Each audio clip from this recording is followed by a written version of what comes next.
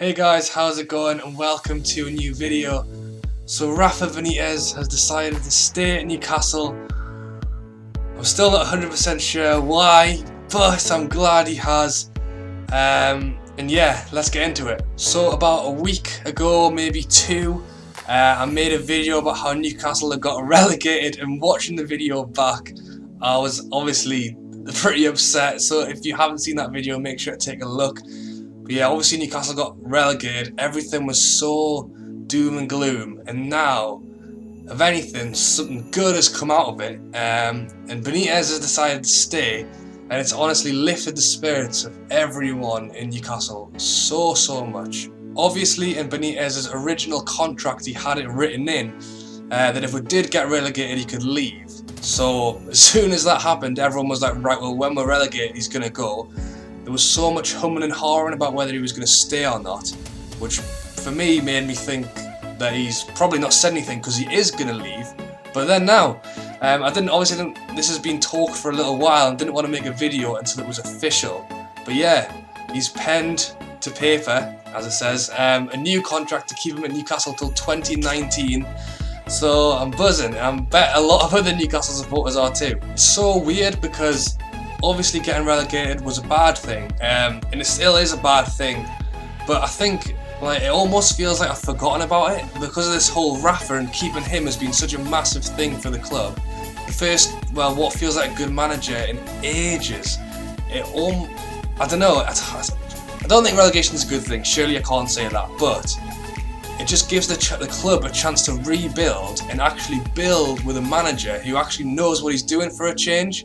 We've got so many young players who are good, like Aarons, Perez and Mitrovic, who are all young, who will presumably all definitely play first team football this year, whereas last year weren't as well. Aarons and Perez just weren't getting the chances that maybe they should have had.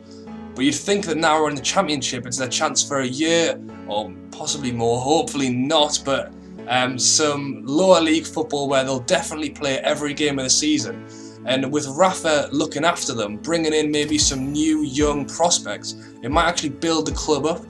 Instead of basically what happened this season was just a load of players who didn't seem bothered. If we can bring in some fighting, young, talented players, it might actually be a good thing. And one of the best things of it all, which is why it took Rafa so long to sign the contract, is because he wouldn't sign it basically unless his terms were met, which basically means that he's going to have control of all transfers and basically everything to do with football in the club, whereas obviously in the past we've had Ashley dictating what goes on, just buying players or scouts bringing in players that the manager might not have even wanted.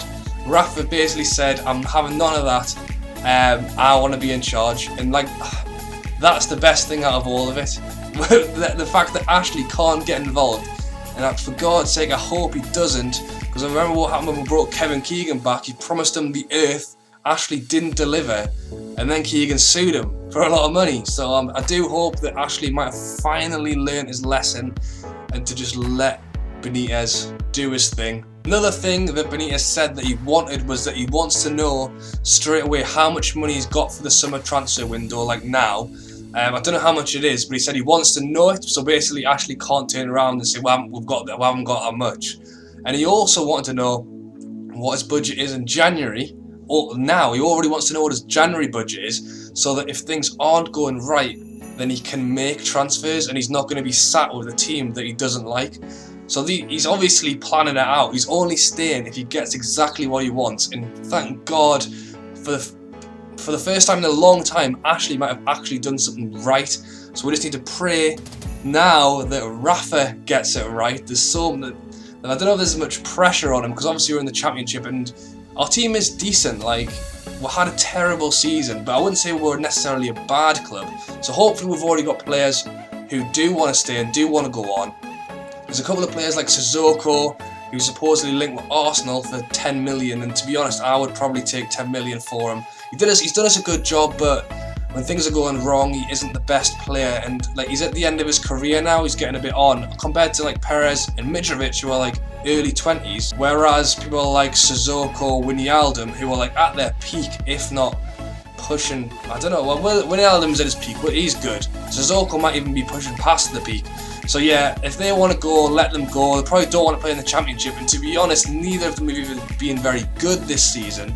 Townsend, who's in the Euro squad, first Newcastle player in the Euro, like in an England team for a long time, he said he wants to stay. I think that could possibly depend on how well he does. If he goes to the Euros and has an amazing time there, people might come in for him. If he doesn't, then I reckon he probably will stay. The thing is, he's probably getting better wages with us than he will for half the teams in the Premier League anyway. And he's guaranteeing himself first team football at a 54,000 plus stadium every week or every 2 weeks. So why would he want to go? But yeah, I won't go on about it too long, but obviously Benitez is such a big thing for us. So even though we're being relegated, there's still so much hope for the club now. And we just need to hope that Ashley comes in with a good funding for him to bring in some good players to just strengthen the young squad that we can put together for the Championship. And you never know, we might actually have an alright season, and then looking past it the next season, it might go, well, I'm hoping we'll get in the Prem, and you never know what can happen from there. We're still in the FA Cup and stuff, so you never know, we could have a cup run as well. But to end the video, one of the best things I've heard is how Rafa believes that the support of the fans is one of the main reasons he stayed. I'd love to think that's true, and I hope it is, because there has been a lot of people bloody graffitiing on bridges and stuff. If you're not from around here, basically saying they want to keep Rafa, and obviously the supports are there for him. My cynical side says that maybe a bigger club didn't come in for him like he wanted, but let's hope that's not true. I don't think it is. It's a little tug in my head, but maybe not. But yeah, he wants to do things for the club, and obviously if there's 54,000 people screaming your name in a stadium, it might be hard to walk away. But yeah, guys, I hope you have enjoyed the video, and if you're new, please subscribe. Wishing Rafa the best of luck, and then I'm looking forward to the Euros as well, because it's not too long till they get started. But yeah, hope you've enjoyed the video, and I'll catch you later. Do whatever you want.